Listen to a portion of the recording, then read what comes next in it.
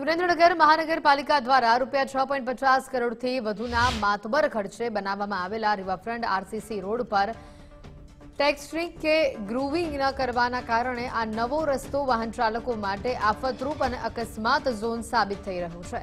Road અત્યંત લીસો બનાવવામાં આવ્યો હોવાના લીધે છેલ્લા માત્ર 10 દિવસની ટૂંકી ગાળાની અંદર જ કાર, બાઇક, પિકઅપ ગાડીઓ આ સહિત 10 થી વધુ વાહનો ગંભીર અકસ્માતનો ભોગ બન્યા છે, જેમાં એક યુવકનું તો કરુણ મોત થયું છે અને અનેક વાહન ચાલકોને ભારે નુકસાન પહોંચ્યું છે, તેમને ઇજાઓ થઈ છે। સામાન્ય વરસાદના કારણે ભીના થયેલા આ લીસા રસ્તા પરથી પસાર થતા વાહનો અચાનક સ્લીપ થઈ જતા તેઓને નાની મોટી ઇજાઓ પણ પહોંચી રહી છે।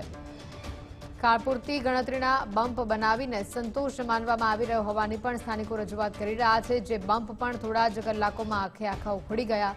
આ ગંભીર બેદરકારી સામે સ્થાનિક રહીશો અને વાહન ચાલકોમાં ભારે રોષ ફેલાયો છે અને કોઈ મોટો ભોગ લેવાય તે પહેલા તંત્ર દ્વારા તાત્કાલિક યોગ્ય કાર્યવાહી કરવામાં આવે તેવી લોક માંગ ઉઠવા પામી છે। નવા સર્કિટ હાઉસની બાજુમાં જલભવન સામે રહી છે।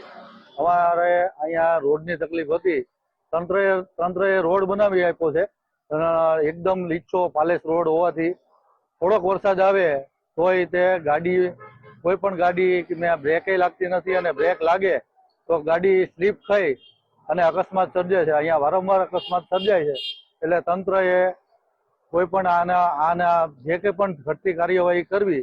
રોડને વારંવાર એક્સિડન્ટ થાય છે, કોઈને કોઈ અકસ્માત થાય છે, એના માટે અમારું કે ગાડીનું નુકસાન થયેલું છે।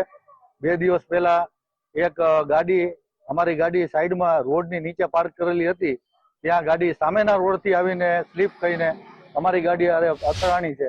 મહાનગરપાલિકા બન્યા એને લગભગ 12 મહિના થઈ ગયા અને ચૂંટણી પતી ગઈ, મેયર ચૂંટાઈ ગયા, બધું થઈ ગયા, એને આજ 2 મહિના થઈ ગયા, છતાં એ લોકો જે કંઈ એમનું જે પ્રોબ્લેમ હોય અંદર ખાના આ રિવરફ્રન્ટ ઉપર જે કામ કરવામાં આવ્યું છે એ બાબતે હમણાં આટલા બધા એક્સિડન્ટો થયા, એક વ્યક્તિ મરી ગયો, આ બધું મેયર શ્રીએ જોતા હશે।